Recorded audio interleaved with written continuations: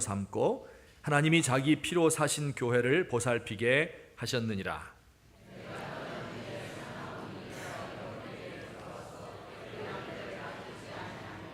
또한 여러분 중에서도 제자들을 끌어 자기를 따르게 하려고 어그러진 말을 하는 사람들이 일어날 줄을 내가 아노라.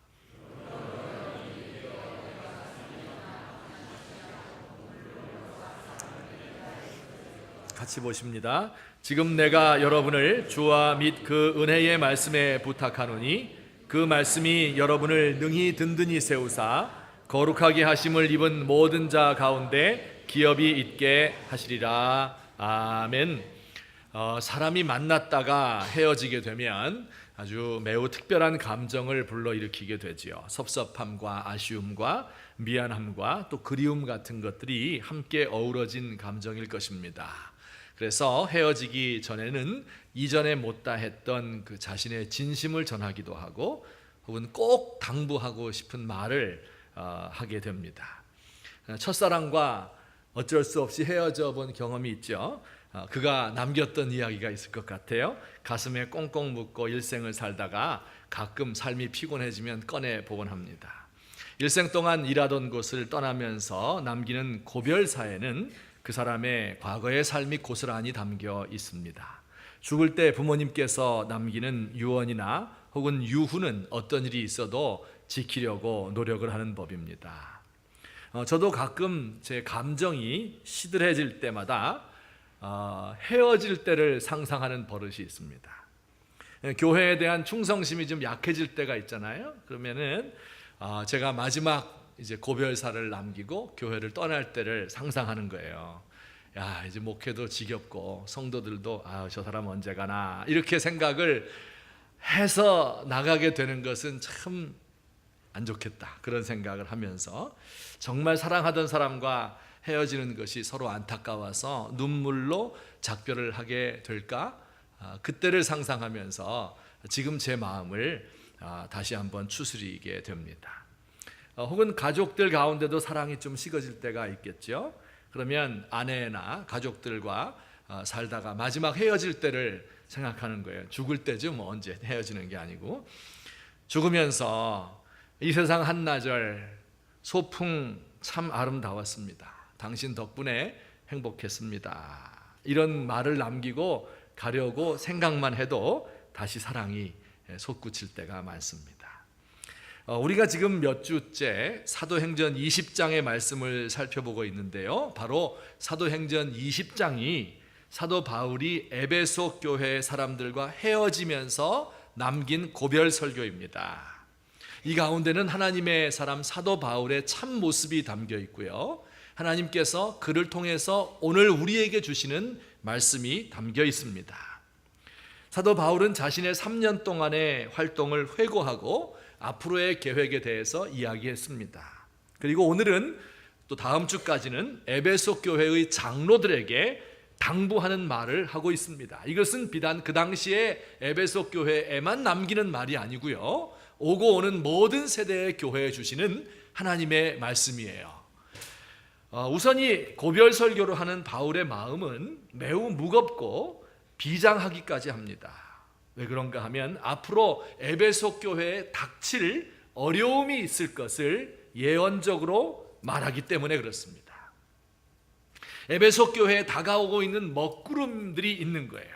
그게 어떤 것들이 있는지 우선 살펴보고요. 그리고 그런 어려움 가운데서 어떻게 해결 방법을 제시하고 있는지 하는 것을 결론적으로 말씀드리도록 하겠습니다. 먼저 그들에게 다가오고 있는 어려움을 정리하면 세 가지 정도 됩니다. 우선 첫째로 29절 말씀을 읽겠습니다. 시작.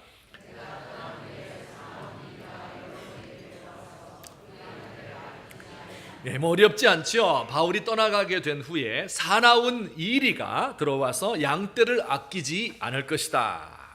양떼를 해치는 사나운 늑대에 대해서 경고하고 있습니다. 어떤 외부의 세력들이 교회를 해치려고 공격하고 있을까요? 이건 외부의 세력들인데요. 우선 이런 사람들이 있을 거예요. 아르테미스 신전을 둘러싼 세력들이 있을 겁니다. 아르테미스 신전 모형을 만들어 파는 사람들이 교회를 대적하고 있었죠. 왜냐하면 교회에서는 끊임없이 뭐라고 가르쳤어요? 사람의 손으로 만든 것은 신이 아니다, 이렇게 가르치니까 우상숭배하는 사람들이 폐업지경에 이르게 된 겁니다. 또 그 신전에서 일하던 여자 사제들, 반은 사제이고 반은 장녀들인데요, 예수 믿고 깨끗한 삶을 살다 보니까 우상숭배와 간음이 없어지게 되겠죠. 그러니 이들이 예수 믿는 사람을 박해할 것입니다. 또한 기독교를 시기하는 유대인들, 항상 바울을 따라다니면서 반대하고 돌로 치려고 하는 사람들이 있었는데, 그들이 역시 에베소 교회도 그렇게 핍박할 거예요. 또 로마 제국의 관리들, 이들이 교회를 핍박하게 될 것입니다. 바울이 에베소에 있을 그 당시에는 로마 제국에 종교의 자유가 있었어요. 하지만 기독교는 늘 박해를 당할 위험에 놓여 있습니다. 왜냐하면 기독교인들은 항상 그리스도를 주로 모십니다. 그런데 로마 사람들은 황제를 주로 모셨거든요. 그러니까 이 둘 사이에 갈등이 늘 있을 수밖에 없고 언제든지 박해를 받을 수 있습니다. 이런 세력들이 주로 교회 밖에서 들어와서 이리들처럼, 늑대처럼 교회를 해치는 이런 세력들입니다. 두 번째로 또 다른 하나의 세력이 있습니다. 30절 말씀인데요, 우리 또 같이 읽겠습니다. 시작. 또한 여러분 중에서도 제자들을 끌어 자기를 따르게 하려고 일어날 줄을 내가 아노라. 이 무슨 뜻이에요? 여러분 중에서도 지도자들 가운데 제자들을 끌어서 자기를 따르게 하고 잘못된 가르침을 가르치는 지도자들, 이단들이 나타날 것이다, 그런 이야기입니다. 여러분, 밖에서 공격하는 이리보다 더 무서운 것이 내부의 분열이지요. 일부의 교회 지도자들이 양으로 변장을 했던 이리인 것이에요. 예수님을 정면으로 부정하는 것이 아니라 예수님의 이름으로, 기독교의 이름을 가지고 와서 이단을 가리키는 사람이 더 무섭지 않습니까? 실제로 바울이 떠나고 난 뒤에 에베소 교회에는 많은 이단들이 생겨났습니다. 성경에 있는 몇 명 이단들을 살펴보면 그 중에 후메네오와 빌레도라는 사람이 나오는데, 그는 악성 종양, 암과 같이 거짓 진리를 퍼뜨리는 사람이었습니다. 또 골로새서 2장 말씀에 보면 금욕주의와 신비주의를 결합한 이런 이단들도 있었습니다. 계시록 말씀에 보면 이교도와 타협하려 하였던 니골라당, 이런 사람들이 있어요. 이게 뭔지는 모르셔도 돼요. 이거 외우려고 막 신경 쓰지 않으셔도 될 겁니다. 자, 어떤 교회가 흔들리고 무너지게 되는 것은 외부적인 적들 때문만은 아니지요. 반드시 내부에 이단들이 있고 내부에 균열이 있고 내부에서 갉아먹는 존재들이 있게 마련입니다. 여러분, 우리의 역사를 돌아보아도 우리나라가 망한 적이 있었죠. 고대 동북아의 맹주였던 고구려가 어떻게 무너졌습니까? 물론 외부적인 침략이 있었어요. 나당 연합군이 침공했습니다. 하지만 그것 때문에 무너진 것은 아니고요. 연개소문 장군 아시죠? 연개소문의 아들 셋이 있었는데 누구누구죠? TV 안 보시나? 하여튼 역사 교육이, 하여튼 남생과 남건과 남산, 여기 TV 좀 보시는 분 있잖아요. 이 세 사람이 세력 다툼을 하다가 큰아들인 남생이 그만 그 세력 다툼에서 밀려난 거예요. 그래서 당나라의 기밀 정보를 팔아넘겼어요. 그래서 나라가 망한 겁니다. 대한제국이 무너진 것도 마찬가지죠. 일본을 비롯한 열강이 우리나라 잡아먹으려고 달려들었죠. 하지만 내부의 문제가 더 컸습니다. 내각이 친일파, 친러파, 친청파 나뉘어져 있었고, 결정적으로 을사오적을 비롯한 고관과 대신들이 자기의 사익을 위하여 일본에 나라를 넘겨준 거예요. 문을 열어서 외적을 맞이한 겁니다. 이 두 가지가 결합이 되게 될 때, 그때 비로소 한 나라가 무너지게 됩니다. 근데 이 원리는 어떤 조직도 마찬가지고요. 또 심지어 가정도 그렇게 무너집니다. 우리 가정에도 어려움이 몰아닥칠 때가 있지요. 그때 남편과 아내가 하나가 되고 부모와 자식들이 하나가 되어서 서로를 위로하고 격려하고 신뢰한다면 그 가정은 더욱더 든든하고 흔들림이 없는 가정이 될 것입니다. 지금부터 한 150년쯤 전에 미국 매사추세츠 주의 세관에서 근무하던 한 사람이 있었습니다. 그는 나이가 40대 중반쯤 되었는데 결혼을 늦게 했어요. 그래서 아이가 3살, 1살 된 어린 아이들이 둘이 있었습니다. 그 세관에서 이제 관리 감독을 하는 높은 지위에 있었는데 그 정권이 바뀌면서 직장을 잃게 되었습니다. 그러니 여러분 40대 중반에 아이들 어린아이 둘이 있는데 직장을 잃게 되면 어떤 마음이겠어요? 그의 발이 집으로 돌아가는 그의 발이 너무 무거웠을 겁니다. 아내에게 이 사실을 털어놓자 이 아내는 뜻밖에도 반색을 하며 좋아하는 것이에요. 그러면서 이렇게 이야기를 했어요. 드디어 당신이 글을 쓸 수 있는 기회가 생겼군요. 지금까지 세관에서 일하느라고 그 재능을 다 발휘할 수가 없었는데 이제는 이 해고당했기 때문에 좋은 기회가 당신에게 찾아왔습니다. 그러면서 한 뭉치 원고와 펜을 남편의 무릎 위에 갖다 놓았습니다. 이 남편이 한 2년 동안 열심히 작품을 써서 마침내 2년 후에 그 작품을 발표했습니다. 이 소설이 바로 19세기 미국 문학을 대표하는 스칼렛 레터, 주홍글씨라고 하는 작품이에요. 읽어보셨죠? 주홍글씨. 이 실직하였던 이 남자가 바로 나타니엘 호손이었던 겁니다. 이 나타니엘 호손은 그의 아내의 이름이 소피아인데요. 소피아를 부를 때 나의 비둘기 이렇게 불렀습니다. 우리 한번 불러봅시다. 우리 옆에 있는 분들에게 아니 그러니까 여기 여자끼리 부르면 안 되고 그러니까 부부끼리 앉아 있는 사람이 불러야죠. 나의 비둘기요 이렇게 불렀대요. 그리고 항상 그녀 하나로 나는 만족합니다. 하나님께 감사를 했어요.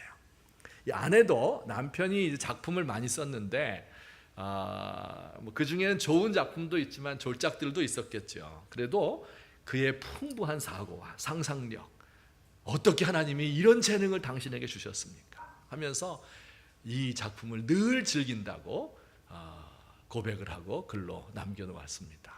이게 참 부럽더라고요. 예. 우리의 가정, 우리의 부부관계가 이렇게 되었으면 참 좋겠죠. 여러분 이런 가정에는 외부에서 아무리 무엇이 몰아닥친다고 해도 지킬 수가 있습니다. 흔들리지 않아요. 그런데 많은 가정들이 이렇지 않습니다. 만약에 중년의 직장을 잃고 집에 돌아오면 아내들이 뭐라고 이야기하겠습니까? 이제 와서 어떻게 살라고, 벌어놓은 것도 없고 배운 기술도 없는데 아이들은 줄줄이 있는데 학원비 어떻게 해야 돼?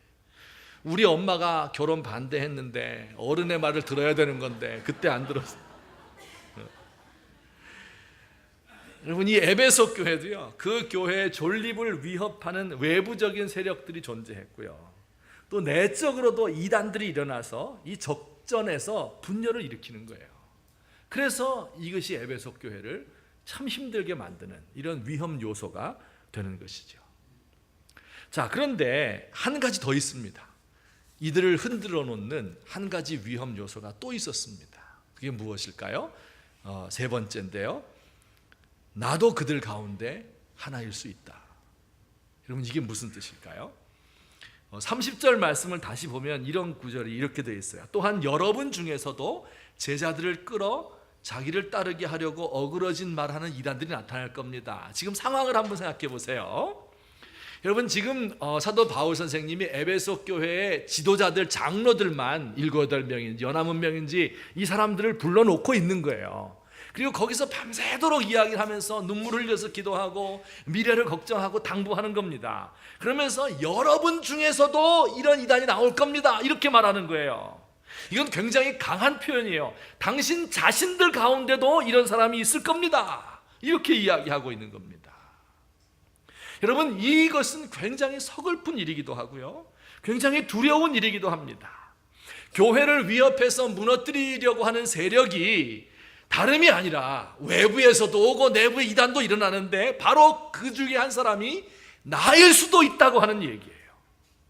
마치 예수님께서 만찬석상에서 12명 앉아있지 않아요? 그들 가운데서 너희 중에 한 사람이 나를 팔 것이다, 그렇게 이야기할 때 제자들이 어떤 마음이었어요? 저마다 두려워하면서 아니 그게 누구일까? 서로 반문하면서 혹시 저입니까? 이렇게 예수님에게 묻지 않았습니까? 이거 얼마나 무서운 장면인지 모릅니다.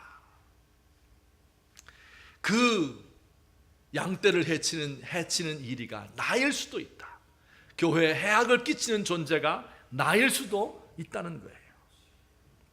어떤 회사의 사장이 퇴임을 하게 되었습니다. 자기의 후배가 후임 사장으로 인선이 되고 자신은 정년 퇴임을 하는 거예요. 이 취임식을 만나고 두 사람이 서로 마주 앉았습니다. 그러면서 회사의 미래에 대해서 다 이야기를 했겠죠. 그리고 마지막에 이 전임 사장이 후임에게 봉함된 편지 3장을 주었습니다. 그러면서 이렇게 말했어요. 우리 회사가 지금은 괜찮지만 앞으로 어려운 일을 만날 수도 있습니다. 정 어렵다고 생각할 때마다 이 번호에 적혀 있는 대로 편지를 한 장씩 열어보시오. 이렇게 이야기를 하고 헤어졌습니다. 한 1, 2년 회사가 잘 되다가 어려운 일을 만났습니다. 빚을 지고 사람들은 사장을 원망했습니다. 이 사장님이 고민하던 중에 갑자기 생각이 난 거예요. 전임 사장이 죽어간 편지 생각났어요. 그래서 열어보았어요. 1번 편지. 이렇게 쓰여 있었습니다. 임원 몇 사람에게 책임을 지우고 회사를 그만두게 하시오. 이렇게 쓰여져 있어요. 그럴듯하다. 그래서 평소에 못마땅했던 간부급 사원들 며칠 내보냈습니다. 근데 놀랍게도 그 회사가 정상화되고 잘 돌아가고 있는 거예요. 한 2, 3년 지났을 때 회사에 또 부도 위기가 닥쳤습니다. 주주총회에서 난리가 나고 사장 지도력을 의심하기 시작했습니다. 2번 편지를 열어보았어요. 이렇게 쓰여 있었어요. 전임 사장이 잘못해서 그렇게 되었다고 핑계를 대시오. 이 선배에게 좀 미안하지만은 그렇게 했어요. 이 모든 문제가 생긴 것은 앞에 있던 사람들 적폐 때문에 이렇습니다. 이렇게 이제는 새로운 제도로 바꿀 때가 되었습니다. 회사가 다시 정상화되고 잘 돌아가고 있습니다. 얼마쯤 흘렀는데 다시 회사에 어려움이 닥친 거예요. 이번에도 지체 없이 3번, 3번째 편지를 열어보았습니다. 거기 이렇게 쓰여 있습니다. 이제 당신이 짐을 쌀 때가 되었어. 나라고 해서 이 모든 문제에서부터 자유로울 수 있습니까? 우리 가운데 누가 나는 절대로 그럴 사람이 아니야 이렇게 말할 자신이 있는 사람 있습니까? 누가 우리 자신의 변신을 짐작할 수 있겠습니까? 우리 주변에서 보는 많은 괴물들 가운데 어릴 적 순수하지 않은 사람이 누가 있습니까? 나라를 팔아먹은 사람 가운데 청년 시절에 순수한 사랑을 갖지 않은 사람 누가 있어요? 사사로운 이익을 위해서 교회에 해를 끼치는 사람 가운데 주를 위해서 희생하겠다고 결심 한두 번 안 해본 사람이 어디에 있단 말입니까? 여러분, 내가 늘 그 위험에 노출될 수 있다. 여러분들 중에도 그런 사람이 있을 수 있는데 그 가운데 나도 가능하다 하는 것을 우리가 기억해야 돼요. 에베소 교회를 흔드는 세력은 외적인 세력과 이 내적으로 이단의 세력이 동시에 교회를 공격하게 되면 교회는 심하게 흔들릴 수밖에 없습니다. 그럴 때 나라도 든든하게 서 있으면 좋겠는데 나도 나를 믿을 수가 없을 때가 너무 많은 겁니다.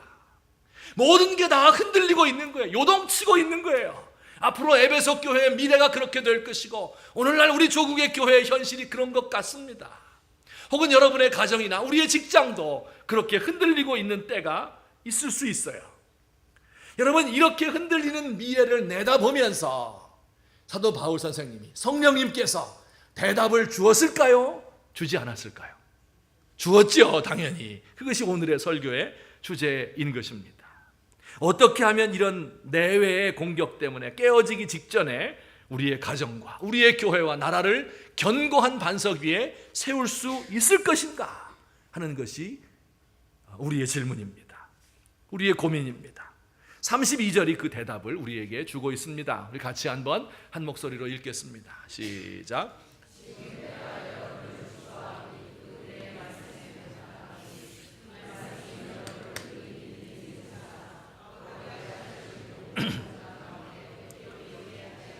아멘. 지금 내가 여러분을 주와 및 그 은혜의 말씀에 부탁하노니 그 말씀이 여러분을 능히 든든히 세우사 거룩하게 하심을 입은 모든 자 가운데 기업이 있게 하실 것입니다. 정말 귀한 말씀이고요. 제가 기도할 때마다, 교회를 위해서 기도할 때마다 늘 암송하는 말씀이에요. 하나님의 말씀이 우리를 든든히 세워주십시오.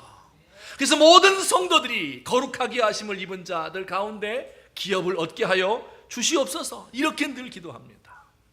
이것을 요약하면 오늘 설교의 제목이, 한번 따라서 합시다. 하나님의 말씀이 우리를 든든히 세운다. 이것을 꼭 잊지 말고 기억하세요.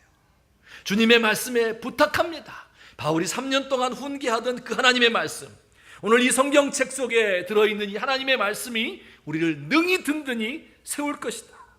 여러분이 제가 이것을 믿음으로 받아들이시기를 주의 이름으로 축원합니다. 여러분, 근데 정말 그럴까요? 생각해 보세요.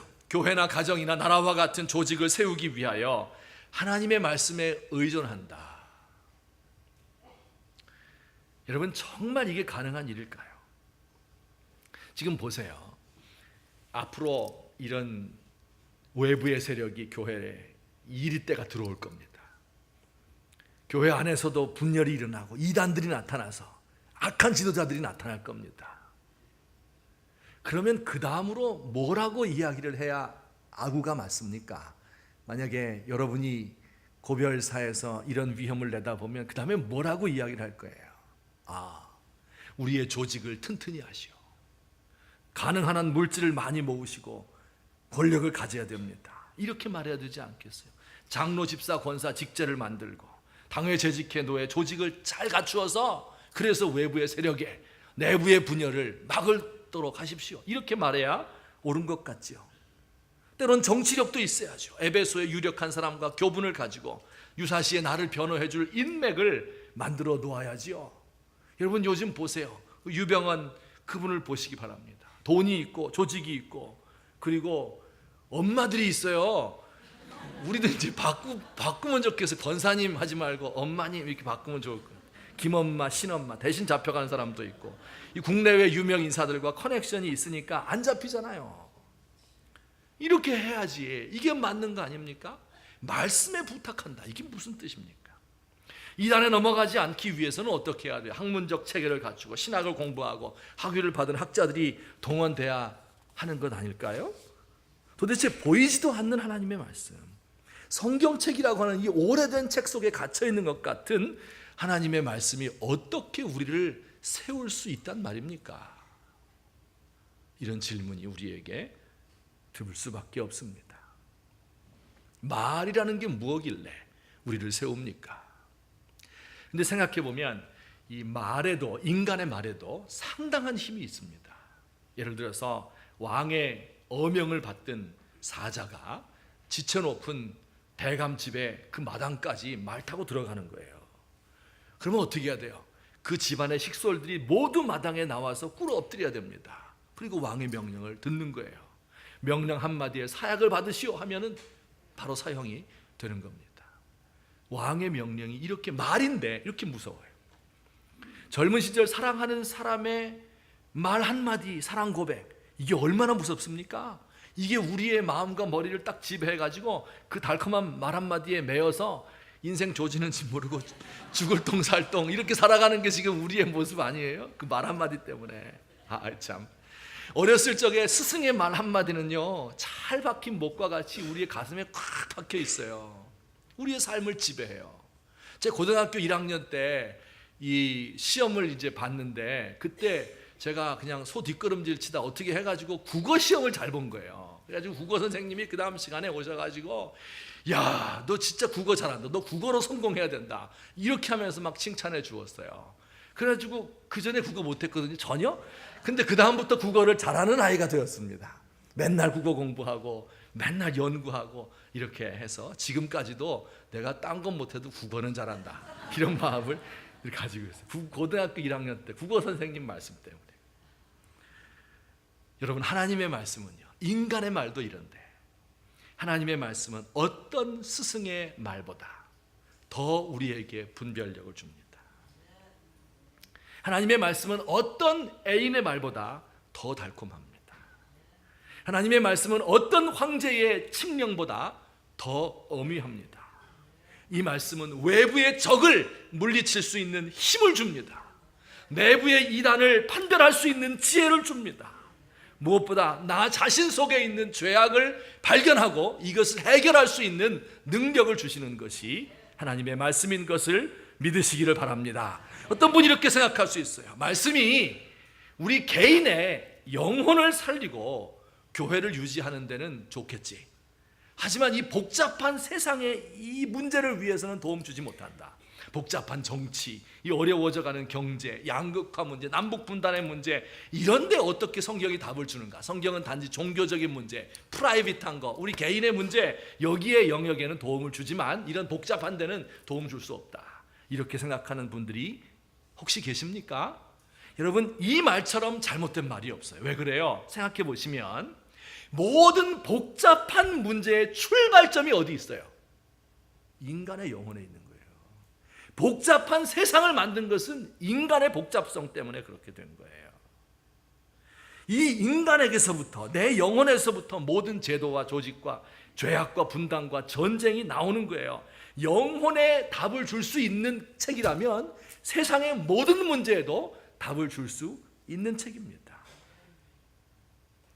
우리가 이 말씀을 생각하며 이 말씀을 믿으면서 이것이 우리 나라를 바로 세우고 우리 교회를 든든히 세운다 하는 것을 마음속으로 믿으시기를 주의 이름으로 축원합니다.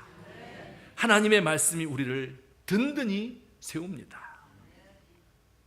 그런데 그렇게 잘 느껴지지는 않죠. 아, 목사님이니까 그런 얘기를 하겠죠. 목사라서 제가 이런 말 하는 것이 아니고요. 그렇게 믿고 체험했기 때문에 목사가 된 거예요.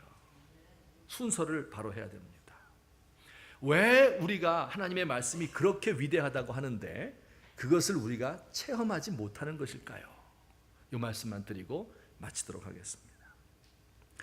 여러분 한번 따라서 해봅시다. 하나님의 말씀이 우리를 든든히 세운다. 이 말의 주어가 뭡니까? 주어. 하나님의 말씀이죠. 목적어가 뭐예요? 우리죠. 우리가 하나님의 말씀이 우리를 든든히 세우는 것을 알지 못하는 이유는요, 주어와 목적어가 바뀌었기 때문에 그래요. 하나님의 말씀이 우리를 세우는 것인데 우리가 하나님의 말씀을 세우는 것처럼 착각할 때가 많습니다. 제가 설명을 좀 드릴게요. 19세기 말과 20세기 초에 서양에서 이런 일들이 있었습니다. 19세기는요, 과학이 엄청난 속도로 발달한 과학혁명, 기술혁명의 시대였습니다. 그때 그 모든 과학의 기본이 되는 것이 진화론이라고 하는 거예요. 진화론. 이게 모든 과학계를 정복했습니다. 진화론이 뭐예요? 생물이 생기는데 처음에 단세포 생물 조그마한 벌레에서부터 진화해서 이게 물고기가 되고 파충류가 되고 이게 새가 되고 나중엔 포유류가 되고 인간도 원숭이가 진화해서 유인원이 되고 오스트랄로피테쿠스가 되고 그리고 이제 오늘날과 같은 고등한 인간이 되었다라고 하는 거잖아요. 이게 진화론이에요. 그게 모든 과학의 전제이고 기초였습니다. 그러니 이게 성경과 맞아요, 안 맞아요? 안 맞잖아요.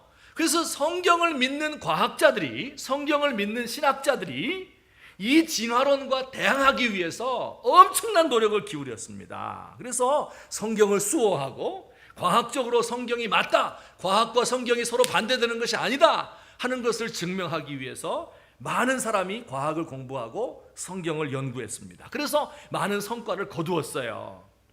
그런데 그 성과를 거둔 사람 중에 이제 제일 많이 거둔 사람들이 프린스턴 학파라고 하는 사람들, 미국의 프린스턴, 뉴저지의 프린스턴 대학에 있는 과학자들과 프린스턴 신학교에 있는 신학자들이 합력을 해서 프린스턴 학파를 이루었고요. 이것이 진화론을 대항하는 가장 큰 무기가 되었습니다. 참 잘한 일이죠. 하지만 이런 과정에서 정말 시작은 좋았는데, 의도는 좋았는데 이런 과정에서 중요한 문제가 발생을 했습니다. 바로 인간이 이 성경을 증명하려고 한 거죠. 성경이 맞다는 것을. 그러다 보니까 내 생각을 가지고 내 이성과 과학을 가지고 성경을 증명하는 거예요. 그러다 보니까 이 이성이, 내가 하나님의 말씀을 판단하는 지경에까지 이르게 된 겁니다. 하나님의 말씀인 성경 가운데서 지성적으로 이해할 수 있는 것이 있으면 믿고 이해 못하는 것이 있으면 믿지 않는 거예요. 하나님의 말씀에 순종하는 것이 아니라, 순종함으로써 나를 세우는 것이 아니라 공부를 많이 해서 학자가 된 사람이 하나님의 말씀을 세워주는 꼴이 되었어요. 신학교가 지성의 전당이 되어서 경건과 영성보다 지성을 앞세우게 되었습니다. 체험보다 연구가 더 중요하게 되었어요. 교회가 공부를 많이 한 사람을 좋아하게 되었습니다. 그러다 보니까 심지어 정당하지 못한 방법으로 학위를 받는 사람들까지도 생기게 되었습니다. 성도들도요, 설교를 들으면서 설교를 통해서 정보를 얻고 지식을 얻는 거예요.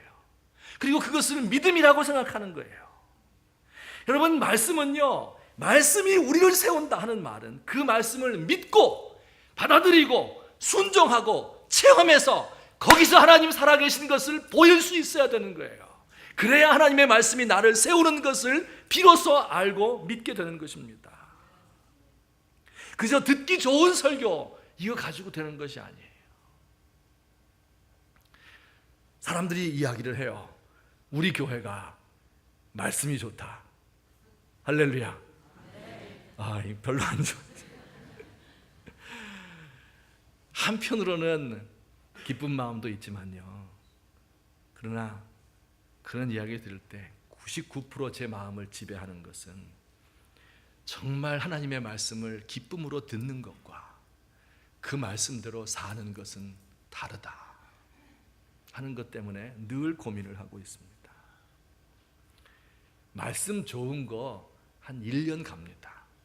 제가 어떤 권사님과 대화하면서 유도신문했어요. 우리 교회 말씀 좋지요. 그럼요.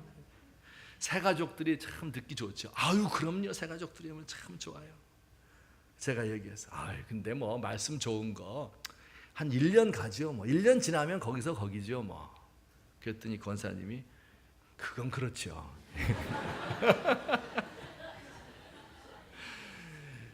여러분, 맞아요. 설교 좋은 거, 좋은 말씀 그거 많이 듣고 지식 저장해 놓고 한 1년 들으면요, 들을 게 뭐 있어요? 그 다음에 또 같은 얘기 또 하는 거고 다 그런 거예요. 근데 진짜 그 말씀이 그러한가? 진짜 맞나? 해서 그 말씀을 사랑하고 그 말씀을 순종하고 그대로 한번 살아보려고 하고 그 말씀에 따라서 나 자신을 분석하고 회개하고 돌이키고 이렇게 하는 사람, 그 사람 속에서 하나님의 말씀이 살아있는 거예요. 그때 비로소 고백할 수 있는 겁니다. 하나님의 말씀이 나를 든든히 세웁니다. 흔히 쓰는 말에 설교 잘하는 사람을 가리켜서 말씀을 잘 쪼갠다, 이런 비성경적인 데가 어디 있습니까? 성경 읽어보니까요, 사람이, 설교자가 말씀을 쪼개는 게 아니고요, 성경 말씀이 나를 쪼개는 겁니다. 이거 순서를 바로 아셔야 돼요. 하나님의 말씀은 좌우의 날선 수술칼과도 같아요. 이것이 내 마음과 영혼의 상태를 분석하고 판단하는 거예요. 때론 그래서 이것이 아플 때도 있고 이것이 나를 찌르고 나를 고치도록 만들어 줘야 되니까. 하나님의 말씀 앞에 서면요, 환한 빛 같아요. 그래서 숨어있는 것이 다 드러나요. 내 속에 있는 교만과 질투와 분노와 상처와 절망과 같은 것들이 다 드러나요. 내 삶에 접힌 부분들이 있죠. 보여주기 싫은 부분들이 있죠. 거기서 냄새나는 부분들이 있죠. 꼬깃꼬깃 접어놓았던 그 부정적인 것들, 하나님의 말씀이 맑은 물과 같이 우리의 영혼을 깨끗하게 씻어주시는 이런 체험을 해야 되는 거예요. 그렇게 될 때 비로소 나도 하나님 앞에서 죄 지을 가능성이 있고 내가 우리 교회와 우리나라를 멸망시킬 수 있는 이런 악한 사람이 될 수 있는 가능성이 있다는 것을 인정하고 그 말씀에 비추어서 나 자신을 돌아보고 그리고 그 말씀 때문에 행복해하고 그 말씀 뜻대로 살겠습니다, 순종하는 제가 되기로 제가 늘 결심을 합니다. 여러분도 그렇게 했으면 좋겠어요. 성경 말씀이 나를 변화시키는 것이고 성경이 나를 세우는 것이지 내가 성경을 변호해 주는 것이 아닙니다. 성경에 순종하고 가까이 하십시다. 그 명령을 따르십시다. 특별히 우리 가운데 외적인 공격을 받으시는 분들이 있어요. 내적인 분열 때문에 양쪽에서 고통을 당하는 분들이 있습니까? 나도 어찌할지 몰라서 방황하는 분들이 있습니까? 우리의 반석이신 성경 말씀 위에 나의 신앙을 얹어놓고 내 삶을 그 위에 건설해 나가시기를 주의 이름으로 축원합니다. 정말 하나님의 말씀이 나를 살리시는가? 정말 하나님의 말씀이 나를 세우시는가? 이번에 한번 체험해 보시고, 그리고 이 말씀을 담대하게 전할 수 있는 저와 여러분이 되시기를 우리 주님의 이름으로 축원합니다. 여러분, 우리의 조국의 교회가 혹은 우리의 조국도 하나님의 말씀 위에 세워질 때, 그때 비로소 든든할 수 있습니다. 인간의 생각과 인간의 지혜와 인간의 모든 물질과 권력과 명예를 가지고 그 위에 세운 것들은 언젠가 풍랑이 일게 되면, 바람이 세차게 불게 되면 한 번에 날아가서 흔적도 없이 사라져버리게 될 것입니다. 하나님의 말씀을 믿는 사람들만 영원히 서게 되는 이 진리를 간직하시고 돌아가시는 저와 여러분 되기를 예수님의 이름으로 축원합니다. 우리 한번 같이 기도드리겠습니다. 들은 말씀을 마음에 새기시면서 정말 내가 하나님의 말씀이 나를 세운다고 믿는가? 일주일에 한 번 종교 생활하고 좋은 이야기 듣고 가는 것인가? 정말 내가 고통을 당하고 어려웠을 때, 환난 중에서 내가 붙들 수 있는 것은 인간이 나를 절망시킬 때 내가 하나님 말씀 붙들 수 있는가? 하나님, 나에게 이 믿음을 주십시오. 그 말씀 위에 내 신앙을 건설하게 해주십시오. 우리 교회가 그 말씀의 반석 위에 서게 하십시오. 우리 같이 우리 자신과 교회를 생각하며 기도하시도록 하겠습니다. 사랑의 하나님 아버지, 고맙습니다. 아버지, 부족하고 연약한 것을 세우셔서 하나님의 말씀을 전달하게 하셨는데, 아버지, 이 종이 주의 말씀을 때로 믿지 못하고 의심하고 방황하고 함부로 대하고 교만하고, 아버지여, 말씀 알면서도 그 뜻대로 행하지 않는, 혹은 몰라서 행하지 않는 어리석고 무익한 종입니다. 아버지 하나님, 제 속에 있는 모든 더러운 것들을 하나님의 말씀에 씻어주시고, 제가 타락하고 제가 곁길로 가지 않도록, 양떼를 해치는 이리가 되지 않도록, 양을 잡아먹는 목자가 되지 않도록 하나님 저를 도와주십시오. 아버지 하나님, 주께서 주의 백성들을 도우시고, 아버지, 우리 가운데 이 고통 가운데에서 아버지 어찌할 바를 모를 때 하나님의 말씀의 반석 위에 자신을 든든히 세우시고, 아버지 하나님이여, 귀한 사람들 될 수 있도록 주여 우리를 도우시고 역사해 주옵소서. 아버지 하나님, 주께서 사랑하는 귀한 종들을 불러주시고, 아버지 하나님이여, 아버지 앞에 늘 예배하고 있사오나 하나님의 말씀을 듣고 있사오나, 그러나 우린 연약하고 우린 심히 부족하여서 하나님 어찌해야 될지 알지 못합니다. 하나님, 정말 주의 말씀을 듣고 순종하며 그 말씀 뜻대로 살아갈 수 있는 하나님의 사람 될 수 있도록 하나님 도와주시옵소서. 아버지 하나님, 불쌍히 여겨 주옵소서. 아버지 하나님, 인도해 주옵소서. 아버지, 우리 조국의 교회를 불쌍히 여기시고 주의 말씀 반석 위에 든든히 세워질 수 있게 하여 주옵소서. 세상에 인간의 모든 것들, 사람의 인정과 사람의 노력 위에 세워지지 않도록 주여 도와주옵소서. 사랑의 하나님 아버지, 고맙습니다. 내가 주와 및 그 은혜의 말씀께 부탁하노니 이 말씀이 능히 든든히 너희를 능히 든든히 세우사 모든 거룩함을 입은 자들 가운데 기업이 있게 할 것이다. 약속의 말씀을 주신 그 말씀을 기억하며 사람의 말 위에 세우지 않게 하시고, 사람의 노력과 여론의 인정 위에 우리의 삶을 세우지 않도록 하시고, 하나님의 말씀 위에 굳건한 반석 위에 든든히 설 수 있는 우리 주님의 사람 될 수 있도록 도와주시옵소서. 이 세상 사는 것이 때로는 외부적인 많은 압력들과, 그리고 우리 가까운 사람들 안에서의 갈등과 다툼 때문에, 혹은 또 내 자신이 하나님 앞에 바로 서지 못하여서 흔들리고 요동하고 뒤집어질 위기에 놓인 때가 얼마나 많은지 모릅니다.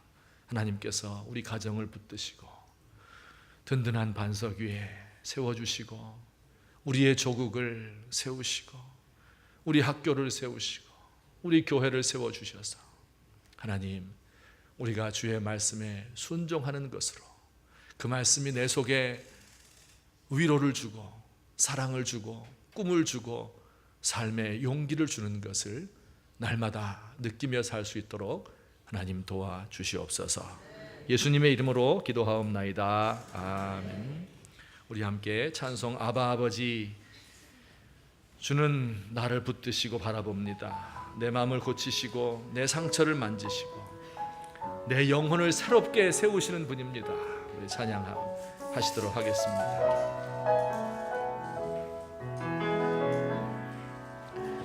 아바 아버지, 아바 아버지, 나를 안으시고 바라보시는 아바 아버지, 아바 아버지, 아바 아버지, 나를 도우시고 힘주시는 아버지.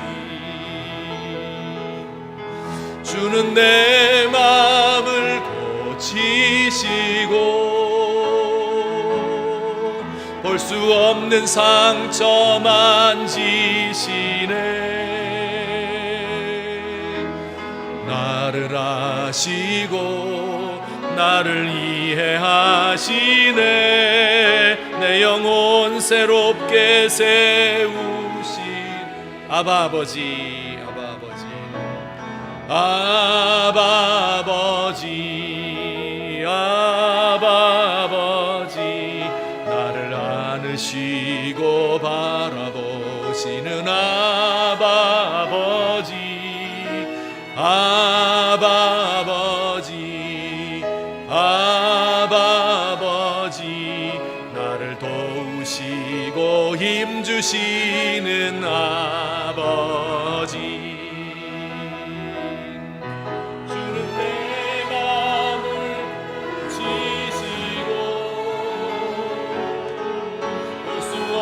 상처 만지시네.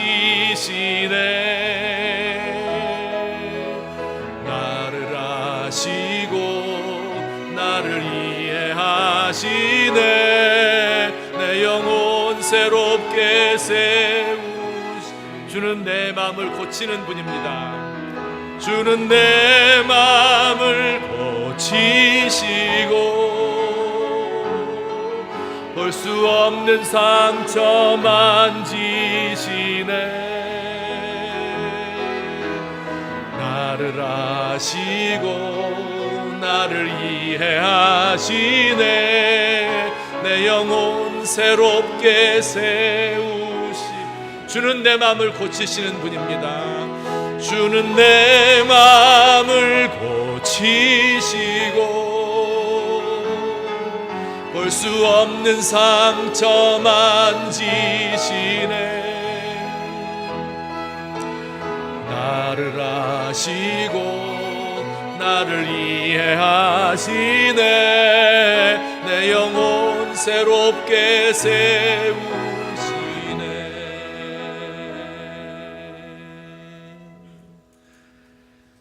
사랑의 하나님 아버지, 오늘도 주님의 택한 백성들이 주 앞에 나와 경배하며 우리의 기도를 주님께 올려드리고 우리의 예물을 바쳐서 하나님께 경의를 표합니다. 하나님이여, 우리가 드린 이 모든 예배와 헌물을 받으시고 기뻐하시며 우리의 손으로 하는 모든 수고와 노력이 헛되지 않도록 우리에게 복을 허락해 주시기를 바랍니다. 오늘도 눈물을 흘리며 씨를 뿌리는 주의 귀한 종들이 있는데 하나님이여, 반드시 기쁨으로 단을 거두고 기쁨으로 하나님을 노래할 수 있도록 주여 역사하여 주시옵소서. 하나님, 심한 고통과 질병으로, 마음의 병으로, 혹은 또 가정의 불화와 그리고 자녀들이 속을 썩이기도 하고 미래가 암담하기도 하고 어찌해야 될지를 몰라서 마음이 요동치고 하나님, 참 괴로운 가운데 있는 성도들 많습니다.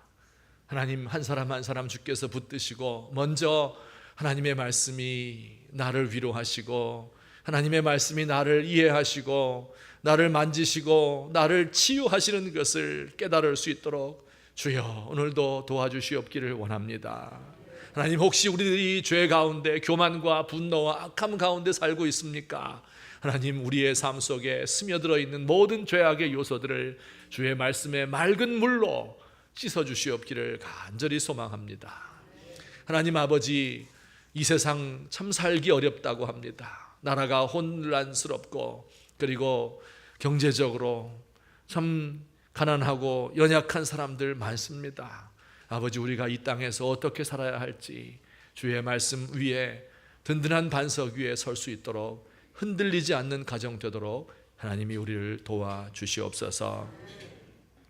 이제는 우리 주 예수 그리스도의 은혜와 우리 아버지 하나님의 극진하신 사랑과 성령님의 탄식하시며 기도하시는 그 함께 하시는 은혜가 오늘 이 시간도 하나님 앞에 나와서 우리의 마음을 아뢰고 주의 말씀 위에 서고 싶습니다 고백하며 돌아가는 주의 사랑하는 백성들 머리 위에, 또한 우리의 기초가 하나님 말씀 위에 서야 된다는 것을 분명히 확신하고 있는 우리 교회와 또한 우리 총회와 우리 학원 위에 이제부터 영원토록 함께 있을지어다. 아멘.